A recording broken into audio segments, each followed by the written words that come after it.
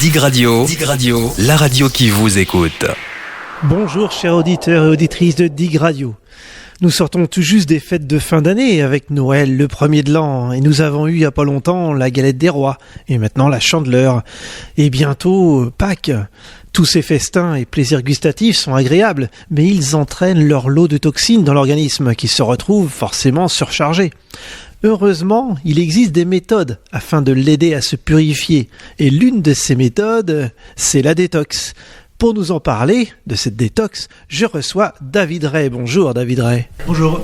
Vous êtes le directeur commercial et le référent scientifique d'un grand laboratoire de compléments nutritionnels, conseiller en nutrition et micronutrition, et vous êtes également naturopathe. Je n'ai rien oublié ? Non, c'est parfait, c'est pas mal.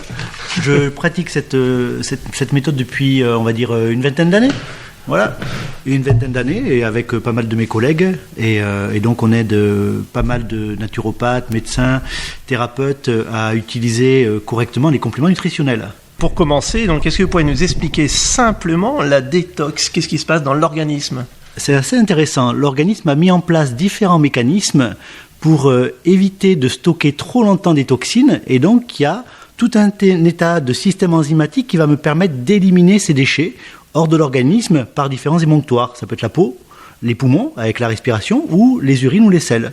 Là, j'ai parlé d'alimentation tout à l'heure avec les repas festifs, mais les toxines, on les récupère de quelle façon ? Il n'y a pas seulement l'alimentation ? Non, alors en fait, on peut faire la différence entre deux types de toxines. Il y a celles que l'on retrouve dans les liquides, donc on parlera de toxines hydrosolubles.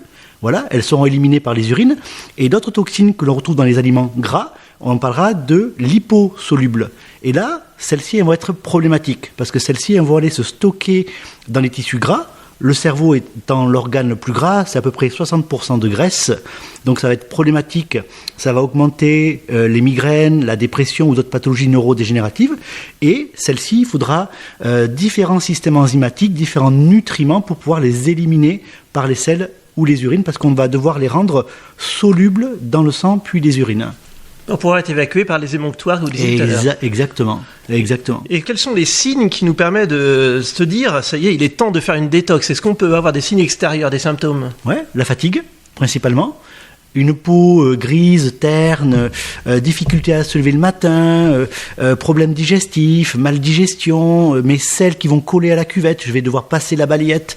Donc tous ces signes-là, ou même la litose, la mauvaise haleine, ou la chute des cheveux. Ça aussi, c'est quelque chose d'assez important quand on a un organisme qui est encrassé. Donc tous ces signes-là doivent vous faire comprendre que l'organisme est en surcharge et qu'il va falloir lui donner un petit coup de pouce pour éliminer ces déchets-là, en fait. Et là, c'est des signes qui permettent de se rendre compte qu'on doit détoxiner. Mais est-ce que ça serait intéressant de détoxiner régulièrement avant d'avoir ces symptômes ? Oui. Je sais qu'en naturopathie, on aime bien dire on va faire 2 détox par an. Une au printemps et une en hiver. En fait, le foie, il travaille non-stop, toutes les nuits, tous les jours, 24 heures sur 24, 7 jours sur 7. Lui, il ne s'arrête jamais. Et pour bien fonctionner, on va devoir lui apporter des nutriments comme par exemple le fer. Si je suis carencé en fer, si j'ai une ferritine sur mon bilan sanguin qui est dans les chaussettes, ça va être extrêmement compliqué de pouvoir bien détoxifier. Et donc, ces toxines vont rester stockées dans mon tissu gras, tout simplement. Pour éviter d'avoir ces carences, est-ce qu'une alimentation dite équilibrée, est-ce que suffit à remplir toutes ces carences, toutes ces vitamines ? Aujourd'hui, non. Voilà, ne serait-ce que la carence en fer. Principalement les femmes. Donc avec des règles par exemple hémorragiques, la ferritine est souvent à 10 voire à 5. Voilà. Là, on a un problème qui va être mis en avant, c'est comment je vais pouvoir retirer mes toxines qui sont dans le tissu adipeux et les transformer en toxines éliminables dans le sang puis les urines. Sans fer, c'est pas possible. C'est un système enzymatique qu'on appelle des cytochromes qui est dépendant du fer et qui sera essentiel pour commencer ma détox. Donc déjà, je dois avoir un bon statut en fer et donc mon alimentation doit être riche en fer, principalement.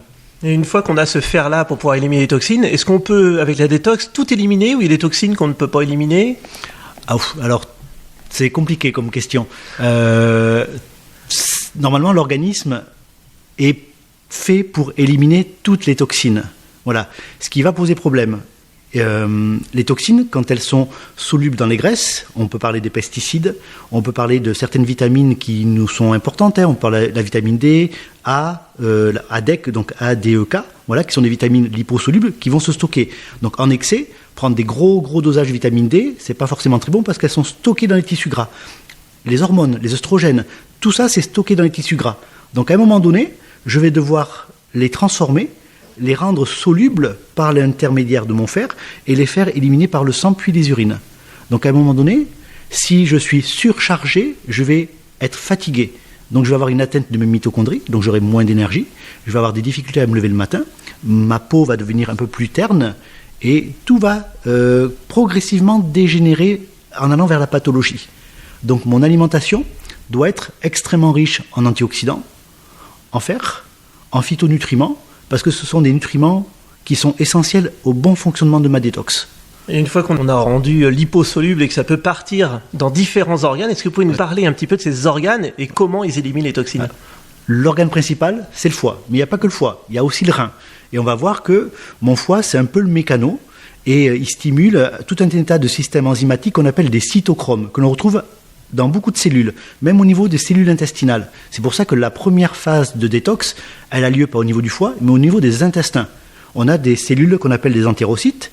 On va retrouver à l'intérieur ces fameuses cytochromes, P450, ces enzymes qui vont transformer progressivement ma toxine en toxine éliminable.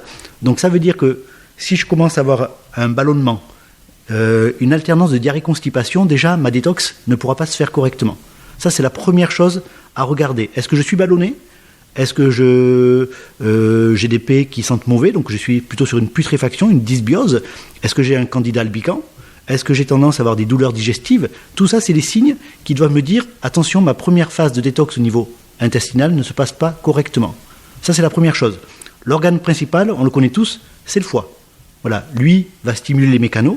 Je vais transformer ma toxine qui est dans le tissu gras, la relarguer dans le sang, et progressivement, elle va de nouveau être transformée en substance éliminable au niveau rénal et éliminée par les selles. Voilà. Et le rein, donc, qui est essentiel, là aussi, pour éliminer les déchets. Voilà. D'accord. Et pour détoxiner, est-ce qu'il y a différentes méthodes pour détoxiner le corps ? Il y a plein de méthodes. Vous pouvez nous en parler ? Alors après, reste à savoir laquelle nous correspond. Voilà. Il y a le jeûne intermittent.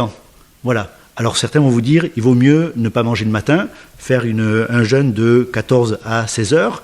Voilà, certains ne préfèrent pas manger le matin parce qu'ils n'ont pas faim. Certains ne préfèrent pas manger le soir. Voilà, ça va dépendre des personnes et des terrains. Voilà, on est tous différents. Il faut aussi bien comprendre ça, c'est que une détox ne va pas forcément convenir à tout le monde.